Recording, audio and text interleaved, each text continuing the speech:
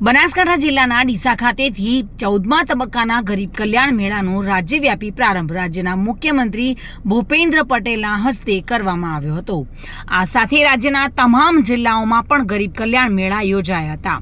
ડીસા ખાતેથી આયોજિત મેળામાં મુખ્યમંત્રીના હસ્તે સરકારની અનેક યોજનાઓના લાભ લાભાર્થીઓને આપવામાં આવ્યા હતા, જે અંતર્ગત માનવ ગરીબ યોજના, કુંવરબાઈનું મામેરું યોજના, ડોક્ટર આંબેડકર આવાસ યોજના, પંડિત દીનદયાળ उपाध्याय आवास योजना, दिव्यांग साधन सहाय योजना, प्रधानमंत्री उज्ज्वला योजना, मानव कल्याण योजना, वहाली दीकरी योजना, मां अमृतम योजना, व्यक्तिगत आवास योजना, खेतीवाड़ी सहित लाभार्थियों सरकारना अनेक विभागों योजनाकीय लाभो अपाया हता। मुख्यमंत्रीना हस्ते दरेक योजनाना प्रतीकात्मक लाभार्थियों स्टेज पर बोलावी तेओने चेक तेमज योजनाकीय लाभोनी सहाय आपवामां आवी हती। बनासकांठाना ડીસા खातेथी मुख्यमंत्रीना हस्ते कुल 11,274 लाभार्थियों रूपिया 45 करोड़ 80 लाखनी रकमना योजनाकीय लाभ आपवामां आव्या हता।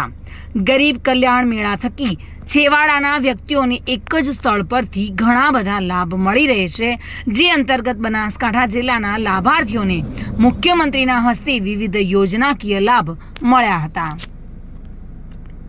મારું નામ પિંકીબેન છે। આજે ગરીબ કલ્યાણ મેળામાં મુખ્યમંત્રી ભૂપેન્દ્રભાઈ આવ્યા હતા, મને 12,000નો ચેક આપ્યો છે કુંવરબાઈનો।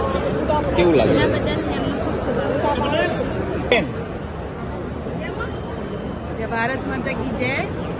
ये पीएम विश्वकर्मा निमित्ते મને જે આ ચેક મળેલો છે તેનો હું ખૂબ ખૂબ આભાર માનું છું અને આ યોજનાથી મને ખૂબ લાભ મળ્યો છે। મારી રીતે બેન, આજે તમને આજે મંજૂરીનો આદેશ આપવામાં આવ્યો છે, શું કહેશો?